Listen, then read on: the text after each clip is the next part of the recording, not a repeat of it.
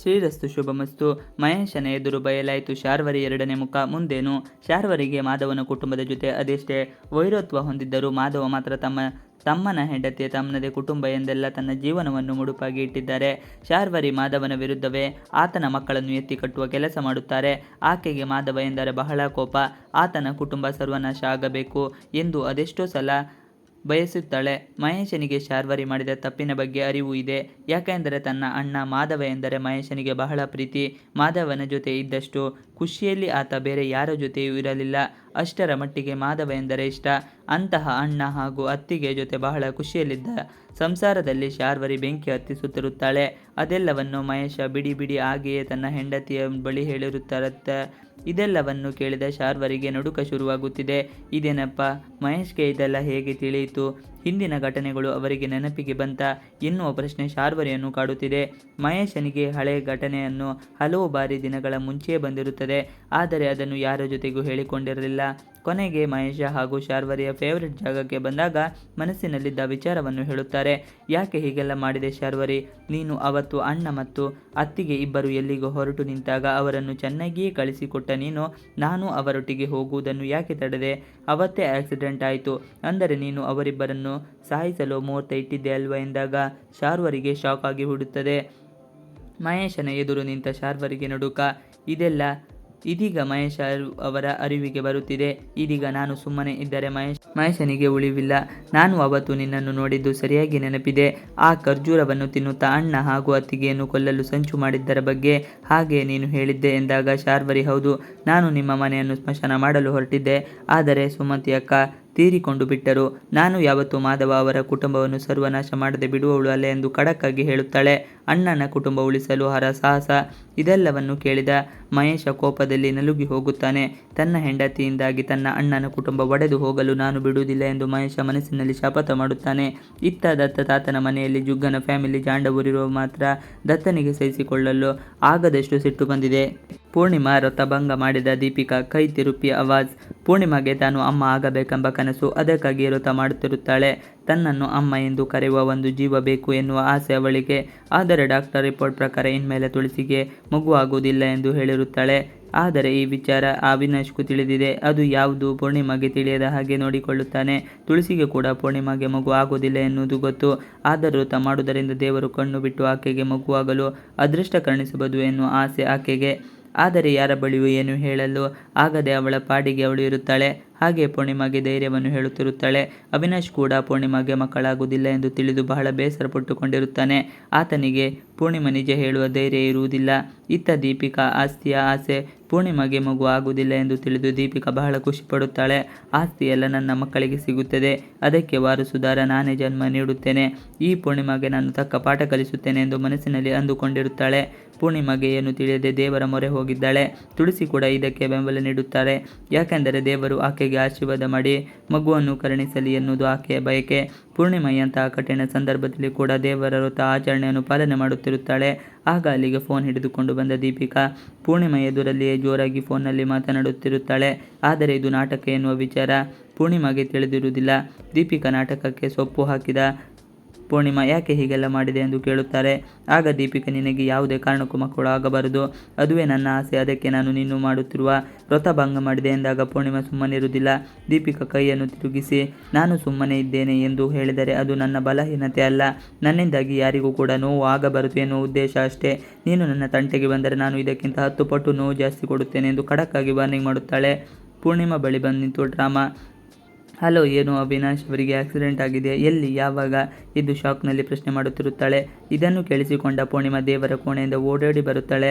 ತನ್ನ ಗಂಡ ಹೇಗಿದ್ದಾರೆ ಎಂದು ತಿಳಿದುಕೊಳ್ಳುವ ಕಾತರದಲ್ಲಿ ವ್ರತ ಭಂಗ ಮಾಡಿಕೊಂಡು ಬರುತ್ತಾಳೆ. ದೀಪಿಕಾ ಬಳಿ ಬಂದು, ನನ್ನ ಗಂಡನಿಗೆ ಏನಾಯಿತು ದೀಪಿಕಾ ಎಂದು ಕೇಳಿದಾಗ ದೀಪಿಕಾ ಜೋರಾಗಿ ನಗುತ್ತಾಳೆ. ನಿನ್ನ ವ್ರತ ಹಾಳು ಮಾಡಲು ನಾನು ಬಂದಿದ್ದು, ಇದೀಗ ನೀನು ಮಾಡುತ್ತಿರುವ ವ್ರತ ಹಾಳಾಗಿ ಹೋಯಿತು ಎಂದು ನಗುತ್ತಾ ಹೇಳುತ್ತಾಳೆ. ಇದನ್ನು ಕೇಳಿಸಿಕೊಂಡ ಪೂರ್ಣಿಮಾಗೆ ಸಿಕ್ಕಾಪಟ್ಟೆ ಕೋಪ ಬರುತ್ತದೆ. ದೀಪಿಕಾ ನಾಟಕಕ್ಕೆ ಫುಲ್ ಸ್ಟಾಪ್ ಇಡ್ತಾಳ. ಪೂರ್ಣಿಮಾ ಮಾತ್ರ ದೀಪಿಕಾಗೆ ವಾರ್ನಿಂಗ್ ನೀಡುವುದರ ಇನ್ನಷ್ಟು ಕೋಪ ಬರುತ್ತದೆ. ಆದರೂ ಅದೆಲ್ಲವನ್ನು ಕಂಟ್ರೋಲ್ ಮಾಡಿಕೊಳ್ಳುತ್ತಾಳೆ. ನಾನು ಹೀಗೆ ಏನಾದರೂ ನನ್ನ ವರಸೆ ತೋರಿಸಲು ಹೋದರೆ ಖಂಡಿತವಾಗಿಯೂ ನನಗೆ ಉಳಿಗಾಲ ಇಲ್ಲ ಎಂದು ಆಲೋಚನೆ ಮಾಡುತ್ತಿರುತ್ತಾಳೆ ದೀಪಿಕಾ. ಅಲ್ಲದೆ ಪೂರ್ಣಿಮಾಗೆ ಮಕ್ಕಳು ಆಗುವುದಿಲ್ಲ ಎಂಬ ಸತ್ಯವನ್ನು ಹೇಳಲು ಆಗದೆ ಮೆತ್ತಗಾಗುತ್ತಾಳೆ. ಮಹೇಶನ ಮಾತು ಕೇಳಿ ತುಳಸಿ ಶಾಕ್. ಏನಿದು ಆಕ್ಸಿಡೆಂಟ್ ಮ್ಯಾಟರ್? ತುಳಸಿ ಮಹೇಶನ ಮನಸ್ಸಿನಲ್ಲಿ ಏನೋ ಕೊರೆಯುತ್ತಿದೆ ಎನ್ನುವುದು ಸರಿಯಾಗಿ ತಿಳಿದಿತ್ತು. ತುಳಸಿ ಮನೆ ಮಂದಿರನ್ನು ಚೆನ್ನಾಗಿ ಅರ್ಥ ಮಾಡಿಕೊಂಡಿದ್ದಳು. ಅದೇ ರೀತಿ ಮಹೇಶ ಇತ್ತೀಚಿನ ದಿನಗಳಲ್ಲಿ ಮಾತನಾಡುತ್ತಿರುವ ರೀತಿ ಬದಲಾಗುತ್ತಿದೆ. ಒಮ್ಮೊಮ್ಮೆ ಏನೋ ನೆನಪಾವುದರ ಹಾಗೆ ಮಾತನಾಡುತ್ತಾರೆ. ಅವರ ಮಾತನ್ನು ಕೇಳಿದ ತುಳಸಿಗೆ ಮನಸ್ಸಿನಲ್ಲಿ ಏನೋ ಇದೆ ಎನ್ನುವ ವಿಚಾರವನ್ನು ಮುಚ್ಚಿಡುತ್ತಿದ್ದಾರೆ ಅನಿಸಿತ್ತು. ಮಹೇಶನ ಬಳಿ ಅದನ್ನು ಹೇಳಲೇಬೇಕು, ಕೇಳಲೇಬೇಕು, ಇಲ್ಲವಾದರೆ ಮಹೇಶ ಮತ್ತಷ್ಟು ಬಿಡಬಹುದು ಎಂದು ಹೇಳುತ್ತಾರೆ. ಈ ವಿಚಾರವನ್ನು ಮಾಧವನ ಬಳಿ ಕೂಡ ತುಳಸಿ ಚರ್ಚೆ ಮಾಡದೆ ಮಹೇಶನ ಬಳಿ ತುಳಸಿ ಬರುತ್ತಾಳೆ. ತುಳಸಿಯನ್ನು ನೋಡಿದ ಮಹೇಶ ತುಳಸಿಯನ್ನು ಕರೆಯುತ್ತಾರೆ. ತುಳಸಿ, ನೀವು ಈ ಸಮಯದಲ್ಲಿ ಮಹೇಶನ ಬಳಿ, ಮಹೇಶ ಅವರೇ ನೀವು ಹುಷಾರಾಗಿ ಇದ್ದೀರಾ ಅಲ್ವಾ, ಏನು ಪ್ರಾಬ್ಲಮ್ ಇಲ್ಲ ತಾನೇ ಎಂದು ಕೇಳಿದಾಗ ಮಹೇಶ ನಿತ್ಯ ಹೇಗೆ ಮಾತನಾಡುತ್ತಾನೆ ಅದೇ ರೀತಿಯಲ್ಲಿ ತುಳಸಿ ಬಳಿ ಮಾತನಾಡುತ್ತಾನೆ. ತುಳಸಿ ಮಹೇಶನ ಬಳಿ ಕುರಿತು, ಹಿಂದಿನ ದಿನದದ್ದು ನಿಮಗೆ ಏನಾದರೂ ವಿಚಾರ ಇದೆ ಹೇಳಲು ದಯವಿಟ್ಟು ಅದನ್ನು ನನ್ನ ಬಳಿ ಹಂಚಿಕೊಳ್ಳಿ, ನಾನು ನಿಮಗೆ ಪರಿಹಾರವನ್ನು ಕೊಡುತ್ತೇನೆ ಎಂದು ಹೇಳುತ್ತಾಳೆ. ಇದನ್ನು ಕೇಳಿದ ಮಹೇಶ ಹಳೆಯದನ್ನು ನೆನಪಾದವರ ಹಾಗೆ ಮಾತನಾಡುತ್ತಾನೆ. ಅಣ್ಣ ಹಾಗೂ ಅತ್ತಿಗೆ ಕುಳಿತುಕೊಂಡಿದ್ದ ಕಾರು ನಿಜವಾಗಿಯೂ ಆಕ್ಸಿಡೆಂಟ್ ಆಗಿರುವುದು ಅಲ್ಲ, ಅದು ನಿಜವಾಗಿ ಆಕ್ಸಿಡೆಂಟ್ ಮಾಡಿರುವುದು ಎಂದು ಹೇಳುತ್ತಾನೆ. ಇದನ್ನು ಕೇಳಿದ ತುಳಸಿಗೆ ಶಾಕ್ ಆಗುತ್ತದೆ. ಮಹೇಶನ ಮಾತು ಕೇಳಿ ತುಳಸಿ ಶಾಕ್. ತುಳಸಿ ಪುನಃ ಪ್ರಶ್ನೆ ಮಾಡುತ್ತಾಳೆ, ಮಹೇಶ್ ಅವರೇ, ಯಾರು ಆಕ್ಸಿಡೆಂಟ್ ಮಾಡಿರುವುದು, ನೀವು ಏನು ಹೇಳುತ್ತಿದ್ದೀರಾ ಎಂದು ಕೇಳಿದಾಗ ಆತನಿಗೆ ಏನು ಮಾಡಬೇಕು ಎಂದು ತಿಳಿದಾಗುತ್ತೆ ಹೋಗುತ್ತದೆ. ಇದನ್ನೆಲ್ಲ ನೋಡಿದ ಮಹೇಶ ಹೆಂಡತಿಗೆ ದೊಡ್ಡ ಶಾಕ್ ಆಗುತ್ತದೆ. ಮಹೇಶ ಎಲ್ಲಿ ಸತ್ಯವನ್ನು ಬಾಯಿ ಬಿಡುತ್ತಾನೋ ಏನೋ ಅನ್ನೋ ಆತಂಕ ಆಕೆಯ ಮನಸ್ಸಿನಲ್ಲಿ ಆವರಿಸಿ ಬಿಡುತ್ತದೆ. ಮಕ್ಕಳಿಗಾಗಿ ಪೂರ್ಣಿಮಾ ದೇವರ ಮೊರೆ. ಇತ್ತ ಪೂರ್ಣಿಮಾ ತನಗೆ ಮಕ್ಕಳಾಗಲಿ ಎಂದು ಕಂಡ ದೇವರಲ್ಲಿ ಬೇಡಿಕೊಡುತ್ತಿರುತ್ತಾಳೆ. ಆಕೆಗೆ ತನಗೆ ಮಕ್ಕಳು ಆಗಿಲ್ಲ ಎನ್ನುವ ಕೊರಗಿನಲ್ಲಿ ಎಲ್ಲ ದೇವರಲ್ಲಿ ಕೂಡ ಅದೊಂದೇ ಕೋರಿಕೆಯನ್ನು ಮುಂದಿಟ್ಟಿದ್ದಾಳೆ. ಇದೀಗ ಕಠಿಣ ವ್ರತ ಬೇರೆ ಮಾಡುತ್ತಿದ್ದಾಳೆ. ಇದನ್ನೆಲ್ಲ ನೋಡಿದ ಅವಿನಾಶ್ಗೆ ಮಾತೆ ಬರದಾಗಿ ಹೋಗಿದೆ. ಇದೀಗ ಅವಿನಾಶ್ ಕೂಡ ಪೂರ್ಣಿಮೆಯಲ್ಲಿ ಮಲಗುತ್ತಾಳೆ, ಅಲ್ಲಿಯೇ ಮಲಗುತ್ತಾನೆ. ಇದನ್ನು ನೋಡಿದ ತುಳಸಿಗೆ ಬಹಳ ಬೇಸರ ಆಗುತ್ತದೆ. ಯಾಕೆ ಹೀಗೆಲ್ಲ ಆಗುತ್ತಿದೆ ದೇವರೇ, ಪೂರ್ಣಿಮಾಗೆ ಮಕ್ಕಳಾಗುವ ಭಾಗ್ಯ ನೀಡು ಎಂದು ಬೇಡಿಕೊಳ್ಳುತ್ತಾರೆ. ಅವಿನಾಶ್ ಮಾತು ಕೇಳಿ ಧೈರ್ಯ ತುಂಬಿದ ತುಳಸಿ. ಆಕೆಯ ಮಾತು ಕೇಳಿದ ಅವಿನಾಶ್ ಎಚ್ಚರ ಆಗುತ್ತದೆ. ಪೂರ್ಣಿಮಾ ಕೂಡ ಎದ್ದು ಮುಖ ತೊಳೆಯಲು ಹೋಗುತ್ತಾಳೆ. ಅವಿನಾಶ್ ತುಳಸಿ ಬಳಿ ಬಂದು, ಅಮ್ಮ ನನಗೇನು ಹೇಳಬೇಕು ಅನ್ನೋದೇ ತಿಳಿಯುತ್ತಿಲ್ಲ, ದಯವಿಟ್ಟು ಅಮ್ಮ ತುಳಸಿ ಮಾಡುತ್ತಿರೋದು ಆಚರಣೆ ನನಗೆ ನೋಡಲು ಆಗುತ್ತಿಲ್ಲ. ಆಕೆಗೆ ಈ ಕಠಿಣ ವ್ರತ ಮಾಡಿದ ಬಳಿಕವೂ ಆದರೂ ದೇವರು ಕಣ್ಣು ಬಿಟ್ಟರೆ ಒಳ್ಳೆಯದಿತ್ತು. ಪೂರ್ಣಿಮಾಗೆ ಡಾಕ್ಟರ್ ಮಕ್ಕಳದಾಗುವುದಿಲ್ಲ ಎಂದು ಎಂದಿದ್ದಾರೆ, ಆದರೆ ಇದನ್ನು ಆಕೆಯ ಬಳಿ ಹೇಳಲು ಆಗದೆ ತಲೆ ಕೆಟ್ಟು ಹೋಗಿದೆ ಎಂದು ಹೇಳುತ್ತಾನೆ. ಅದಕ್ಕೆ ತುಳಸಿ ಆಕೆಗೆ ಮಕ್ಕಳಾಗುವುದು ಇಲ್ಲ ಎಂದು ಹೇಳಿದಾಗ ಡಾಕ್ಟರ್ ನಿಜ ಎಂದಿದ್ದಾರೆ, ಆದರೆ ಆ ದೇವರು ಮನಸ್ಸು ಮಾಡಿದರೆ ಅಸಾಧ್ಯ ಅಲ್ಲದನ್ನು ಸಾಧ್ಯ ಮಾಡುತ್ತಾನೆ ಎಂದು ಧೈರ್ಯ ಹೇಳುತ್ತಿದ್ದಾಳೆ ತುಳಸಿ. ಶ್ರೀರಸ್ತು ಶುಭಮಸ್ತು. ಮಹೇಶನ ಎದುರು ಬಯಲಾಯಿತು ಶಾರ್ವರಿ ಎರಡನೇ ಮುಖ. ಮುಂದೇನು?